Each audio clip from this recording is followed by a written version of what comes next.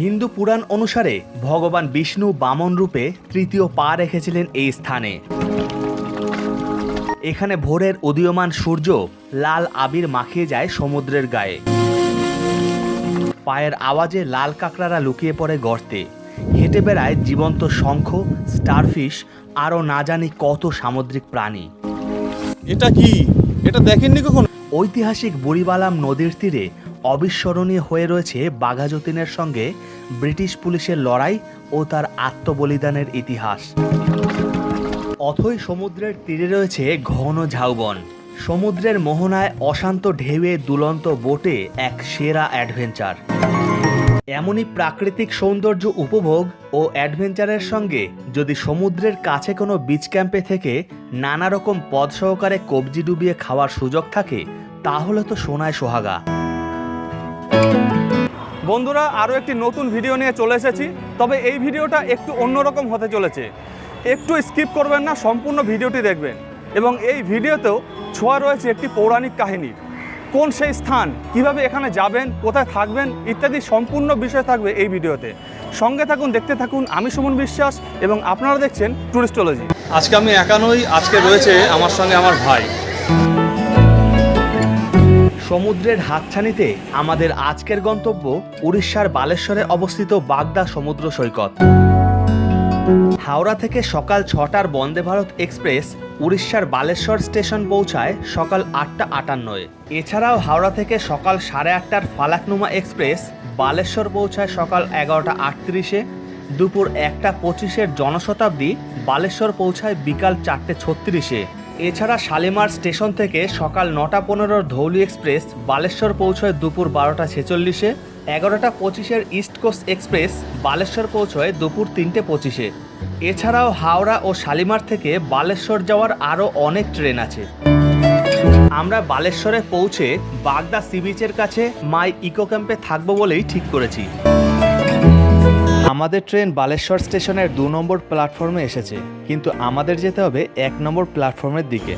বাগদা বিচ যেতে হলে যেই প্ল্যাটফর্মে নামাক আপনাকে আসতে হবে 1 নম্বর প্ল্যাটফর্মে। তো আমরা 1 নম্বর প্ল্যাটফর্মের দিকে যাচ্ছি এবং ওখান থেকে আপনারা বিভিন্ন গাড়ি পেয়ে যাবেন বাগদা বিচে যাওয়ার জন্য।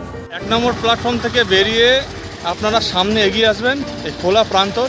তার পাশেই বিভিন্ন অটো এবং 4 চাকা গাড়ি, এছাড়া বিভিন্ন গাড়ি আপনারা পেয়ে যাবেন বাগদা বিচে যাওয়ার জন্য। বালাসর স্টেশন থেকে মাই ইকো ক্যাম্প বাগদা সি বিচে যাওয়ার অটো ভাড়া 700 টাকা এবং ছোট গাড়ি 1200 টাকা। আগে থেকে ক্যাম্পে বলে রাখলে তারাই গাড়ি পাঠিয়ে দেয়, অথবা নিজেরাও এখান থেকে গাড়ি ভাড়া করে যাওয়া যায়। আমরা আগেই ক্যাম্পে বলে রেখেছিলাম, সেই জন্য আমাদের অটো আগে থেকেই অপেক্ষা করছিল, তাই চটপট অটোতে উঠে বসলাম। আপনারা যদি বাই রোডে আসতে চান তাহলে খড়গপুর থেকে NH-16 ধরে চলে আসুন হলদিপতা। সেখান থেকে বাঁ দিকে টার্ন নিয়ে 18 কিলোমিটার দূরত্বে রয়েছে মাই ইকো ক্যাম্প। ফাইনালি আমরা এসে পৌঁছেছি মাই ইকো ক্যাম্পে। এই হচ্ছে গেট। আসার সাথে সাথে আমাদের দেওয়া হয়েছে ওয়েলকাম ড্রিঙ্কস। ওয়েলকাম ড্রিঙ্কসে রয়েছে ডাব, একদম কচি ডাব, একেবারে শরীর মন ঠান্ডা করে দেবে প্রথম থেকেই।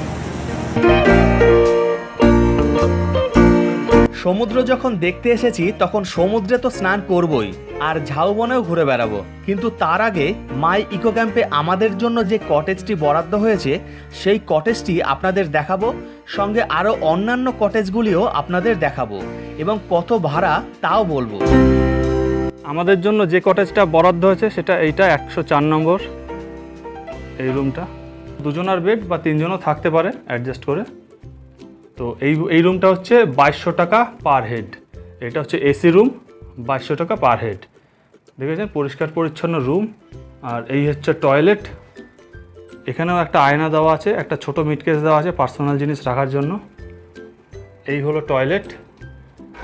প্রত্যেকটা টয়লেটই কিন্তু পরিষ্কার পরিচ্ছন্ন একদম। এই যে শাওয়ার, একটা টাওয়াল রাখা আছে, এই বেসিন আর কল, আর হচ্ছে ল্যাট্রিন। প্রত্যেকটা টয়লেটই পরিষ্কার পরিচ্ছন্ন। এখানে যতগুলো টেন্ট দেখতে পাচ্ছেন সবকটা টেন্টেই মাথা পিছু 1300 টাকা, এবং প্রত্যেকটা টেন্টে কিন্তু নন এসি, অর্থাৎ সুইচ টেন্ট না, এগুলো নন এসি টেন্ট, মাথা পিছু 1300 টাকা। এখানে যে উঁচু ঢিপিটি দেখা যাচ্ছে এটি আসলে একটি বালিয়াড়ি। বালিয়াড়ির উপরে অনেকগুলি টেন্ট রয়েছে। বালিয়াড়ির উপরটা খুব সুন্দর। খাওয়া দাওয়া সমেত টেন্টে মাথাপিছু 1300 টাকা, নন এসি প্রিমিয়াম কটেজ মাথাপিছু 1800 টাকা, এসি গ্রুপ কটেজ মাথাপিছু 2200 টাকা, নন এসি গ্রুপ কটেজ মাথাপিছু 1600 টাকা, এসি ডিলাক্স রুম মাথাপিছু 2500 টাকা, প্রিমিয়াম এসি রুম বাথটব সমেত মাথাপিছু 2700 টাকা। যারা টেন্টে থাকবেন তাদের জন্য এই কমন টয়লেটগুলো রয়েছে। যারা কটেজে রয়েছে তাদের জন্য তো অ্যাটাচ বাথ রয়েছে, অ্যাটাচ বাথরুম, কিন্তু যারা টেন্টে থাকবেন তাদের জন্য এগুলো কমন বাথরুম। আমাদের লাগেজগুলি আমাদের রুমে রেখে ফ্রেশ হয়ে একটু বিশ্রাম নিয়ে বেরিয়ে গেলাম সমুদ্রে স্নান করার জন্য। ঘন ঝাউবনের মধ্যে থেকে সমুদ্রে যাওয়ার পথে প্রাকৃতিক সৌন্দর্য উপভোগ করা যায়। আমরা ভেবে রেখেছি আগামীকাল যখন সূর্যোদয় দেখতে আসব তখন ঝাউবনের ভেতরটা আর একটু ভালো করে দেখব, কারণ এখন সমুদ্র স্নান সেরে লাঞ্চ করে আবার যেতে হবে বোটিংয়ে।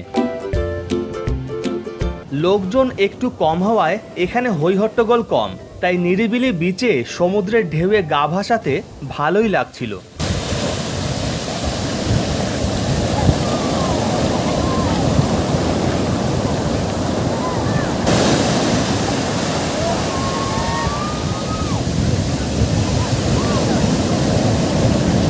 সমুদ্রে অনেকক্ষণ স্নান করার জন্য খিদেটা বেশ পেয়েছিল, আর হোটেলে ফিরে যখন দেখলাম নানান পদ সহযোগে লাঞ্চের টেবিল সাজানো তখন খিদেটা আরও বেড়ে গেল। প্রচুর আইটেম দিয়ে কিন্তু ভুরিভোজ হবে এই লাঞ্চে। এই যে এটা হচ্ছে আপনার চিংড়ি,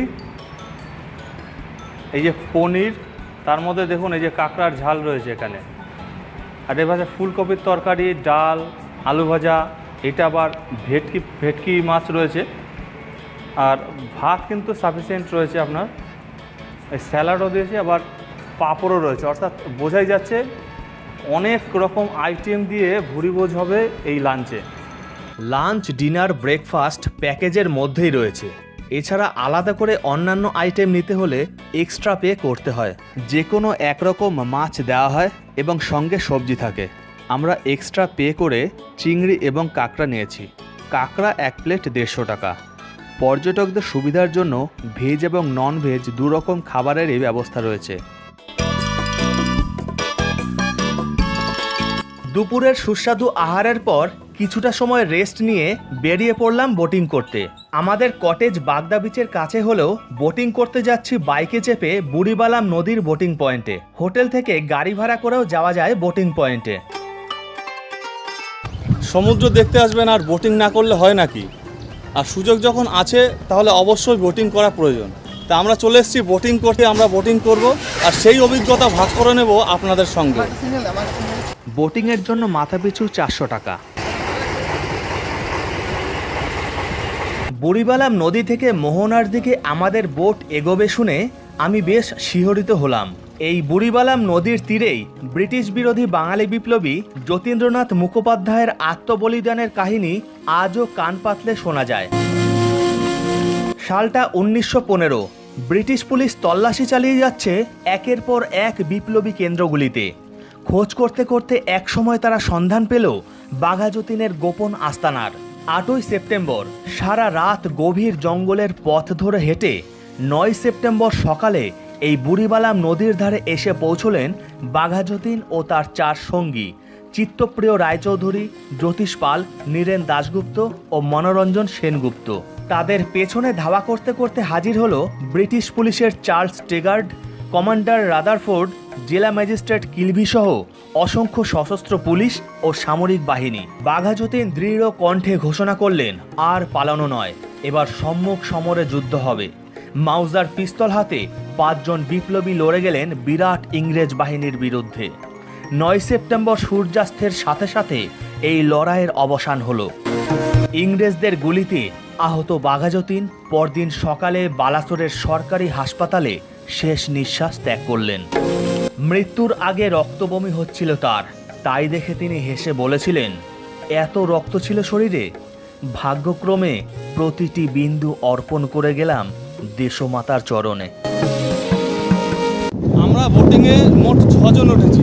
এনারা 4 বন্ধু আর আমরা দুজন, মোট 6 জন বোটিং করতে এসেছি। নাম কি? আমার নাম বিবেক। আচ্ছা, কোথা থেকে এসছো তোমরা? আমি অ্যাকচুয়ালি ওয়েস্ট বেঙ্গল থেকে এসেছি। ওয়েস্ট বেঙ্গলে মেদিনীপুর বলে একটা জায়গা আছে, কিন্তু আমি জব করি মুম্বাই থেকে আসা হচ্ছে। আচ্ছা, তো এইখানটাতে এইখানে প্রাকৃতিক দৃশ্যটা খুবই সুন্দর। এখানে দেখতে পাচ্ছিলেন আপনি দুটো মোহন একসাথে এসে মেসেজে সমুদ্রের সাইডে, একটা অসাধারণ অনুভূতি যেটা কোনো ভাষাতে প্রকাশ করা যায় না। আপনারা আসুন, এসে দেখুন, এক্সপিরিয়েন্স করুন, খুবই ভালো দৃশ্য। তোমরা সবাই কি মেদিনীপুর থেকেই? হ্যাঁ, আমরা সবাই মেদিনীপুর থেকে আসছি। বুড়িবালাম নদী থেকে যতই এগোচ্ছি মোহনার দিকে, ঢেউ ততই অশান্ত হচ্ছে, আর অশান্ত ঢেউ আমাদের বোটটিকে দুলাতে শুরু করলো। সেরা অ্যাডভেঞ্চারগুলির মধ্যে এই মুহূর্তটি তোলা থাকবে। বোটিং শেষে আবার ফিরে চললাম যেখান থেকে অভিযান শুরু করেছিলাম সেখানে। এবার হোটেলে ফেরার পালা। তবে আসার সময় খুব সুন্দর একটি মন্দির দেখেছিলাম, তাই মন্দিরটা একবার ঘুরে যাব। এটি ব্রুশ ভজেশ্বর মন্দির।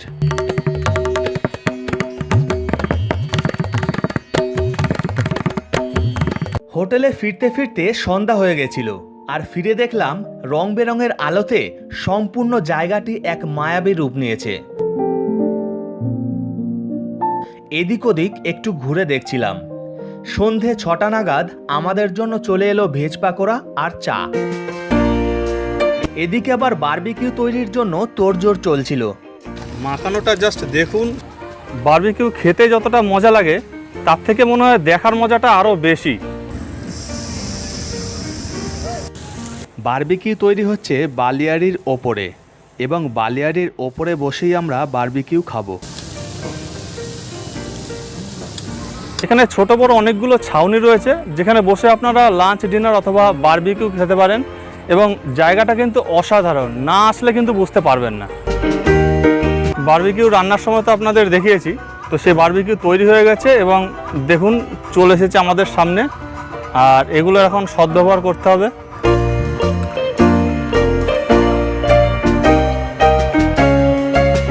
চিংড়ি দিয়ে স্টার্ট করলাম, জাস্ট অসাধারণ। চিকেন বারবিকিউ কেজি 500 টাকা, চিংড়ি বারবিকিউ 220 টাকা প্লেট, এবং পনির বারবিকিউ 250 টাকা প্লেট।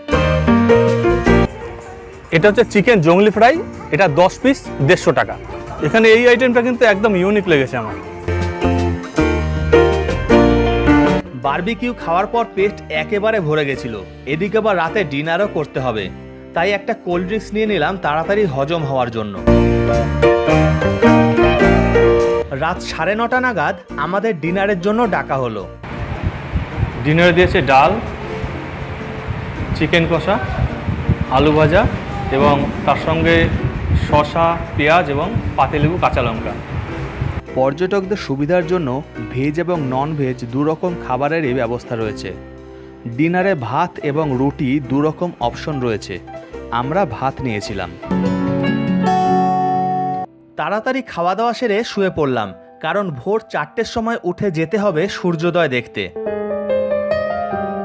সমুদ্র দেখতে এসে যদি সূর্যোদয় না দেখা যায় তাহলে পুরোটাই মাটি। তাই ভোর 4টের অ্যালার্ম দিয়ে রেখেছিলাম, আর অ্যালার্ম বাজার সঙ্গে সঙ্গে উঠে গেছি। এবার ফ্রেশ হয়ে এগোবো সি বিচের দিকে সূর্যোদয় দেখার জন্য। ফ্রেশ হয়ে হোটেলের বাইরে বেরিয়ে পড়লাম। ঘন ঝাউবনের মধ্যে থেকে সমুদ্রের দিকে যাওয়ার সময় ভোরের ঠান্ডা হাওয়ায় শরীর মন জুড়িয়ে যাচ্ছিল। ঝাউবনে ভোরের পাখির ডাক তৈরি করেছিল এক সুন্দর অনুভূতি।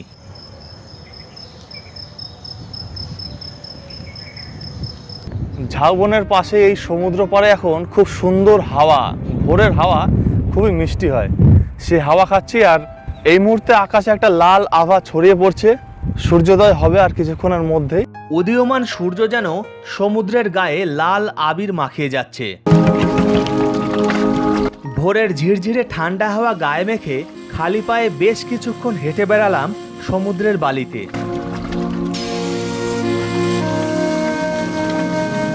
আপনারা দেখতে পাচ্ছেন কিনা জানি না, আসলে যখনই ভিডিও করতে সামনে যাচ্ছি তখনই দূর থেকে পায়ের আওয়াজ পেয়ে লাল কাঁকড়াগুলো গর্তে ঢুকে যাচ্ছে।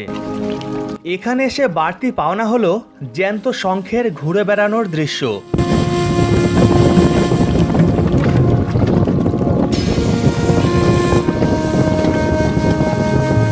হঠাৎ চোখে পড়ল স্টারফিশ। জীবনবিজ্ঞানের পাতায় স্টারফিশের ছবি দেখেছিলাম, কিন্তু সরাসরি নিজের চোখে দেখার মজাই আলাদা। আরও ছোটোখাটো কত যে সামুদ্রিক প্রাণী এখানে রয়েছে তা আপনারা না আসলে বুঝতে পারবেন না। এটা কি? এটা দেখেননি কখনো? এটা শঙ্খ। এটা কিন্তু দীঘায় আপনারা দেখতে পাবেন না সেরকম, কিন্তু এই বাগদা বিচে প্রচুর এরকম শঙ্খ রয়েছে। গতকাল সমুদ্র স্নান করতে আসার সময় ঝাউবনের ভেতর থেকে এসেছিলাম ঠিকই, কিন্তু ঝাউবনটা ভালোভাবে ঘুরতে পারিনি। তাই পরিকল্পনা মাফিক ঠিক করলাম আজকে ঝাউবনের এদিক ওদিক একটু ঘুরব। বাগদা সি বিচে এসে ঘন এবং বহু দূর বিস্তৃত ঝাউবন দেখে খুবই ভালো লাগলো। ঝাউবনের বিভিন্ন জায়গায় ছড়িয়ে রয়েছে অসংখ্য ক্যাকটাসের বন। জঙ্গলের ভেতরে গায়ে গায়ে লেগে থাকা বড় বড় ঝাউ গাছের ফাঁকফোকর থেকে সূর্যদেবের উঁকি দেওয়ার দৃশ্য অসাধারণ। দেখলাম আদিবাসীরা ভোরের বেলায় ঝাউবন থেকে পাতা কুড়োচ্ছে রান্না করার জন্য। সি বিচ এবং ঝাউবন ঘুরতে ঘুরতে বেশ কিছুটা সময় কেটে গিয়েছিল। এবার হোটেলে ফেরার পালা। হোটেলে ফিরেই দেখি গরম গরম পরোটা, ঘুগনি সঙ্গে মিষ্টি ও ডিম সিদ্ধ নিয়ে হাজির। খিদেও বেশ পেয়ে গিয়েছিল, তাই আর দেরি না করে ঝটপট খেয়ে নিলাম সকালের ব্রেকফাস্ট। হিন্দু পুরাণেও উল্লেখ রয়েছে বালেশ্বরের। হিন্দু পুরাণ অনুসারে অসুর অধিপতি বলি একটি যজ্ঞের আয়োজন করলে বামনরূপী ভগবান বিষ্ণু ছোট উচ্চতার মানুষ হয়ে বামন রূপে সেই যজ্ঞানুষ্ঠানে গিয়ে 3 পা রাখার মতো আয়তনের ভূমি প্রার্থনা করেন।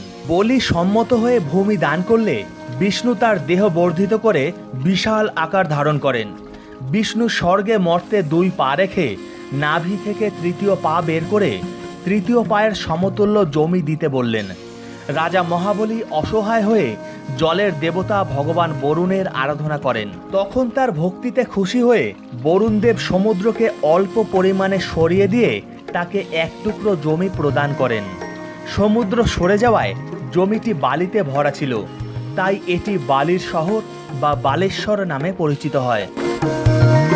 সমুদ্র স্নান, বোটিং সবই খুবই ভালো হয়েছে। আর সব থেকে যেটা ভালো হয়েছে সেটা হচ্ছে আমাদের থাকার জায়গা মাই ইকো ক্যাম্পের সদস্যদের ব্যবহার ও আতিথেয়তা অসাধারণ। আমি সাজেস্ট করব আপনারাও যদি এখানে আসেন তাহলে মাই ইকো ক্যাম্পেই থাকার চেষ্টা করবেন, কারণ থাকার হোটেলটি যদি নিরাপদ এবং ভালো না হয় তাহলে ঘোরার মজাটা অনেকটাই নষ্ট হয়ে যায়। তবে বালেশ্বরে যদি আরও 2 দিন থাকা যায় তাহলে অটো অথবা গাড়ি ভাড়া করে ঘুরে নেওয়া যায় পঞ্চলিঙ্গেশ্বর মন্দির, নীলগিরি রাজবাড়ি, ক্ষীরচোরা গোপীনাথ মন্দির, ইমামি জগন্নাথ মন্দির ইত্যাদি। এবার বাড়ি ফেরার পালা। বালাসোর স্টেশন পৌঁছে দিতে আমাদের অটোও চলে এসেছিল। আমরা বালাসোর স্টেশন থেকে 1:58 ফালাকনুমা এক্সপ্রেস ধরে হাওড়া পৌঁছই বিকেল 5:55। ভিডিওটি ভালো লেগে থাকলে অবশ্যই লাইক করবেন, কমেন্ট করবেন এবং শেয়ার করে অন্যকেও দেখার সুযোগ করে দেবেন। আর আপনি যদি বেড়াতে ভালোবাসেন আর এমনই ভিডিও আবারও দেখতে চান তাহলে এই চ্যানেলটি অবশ্যই সাবস্ক্রাইব করবেন এবং পাশের বেল আইকনটি ক্লিক করে অল প্রেস করবেন, যাতে পরবর্তী নতুন ভিডিও নোটিফিকেশান সবার আগে আপনার কাছে গিয়ে পৌঁছয়। তো ভিউয়ার্স, ভিডিওটি আজকে এই পর্যন্তই। আবার দেখা হবে পরবর্তী নতুন ভিডিওয়ে।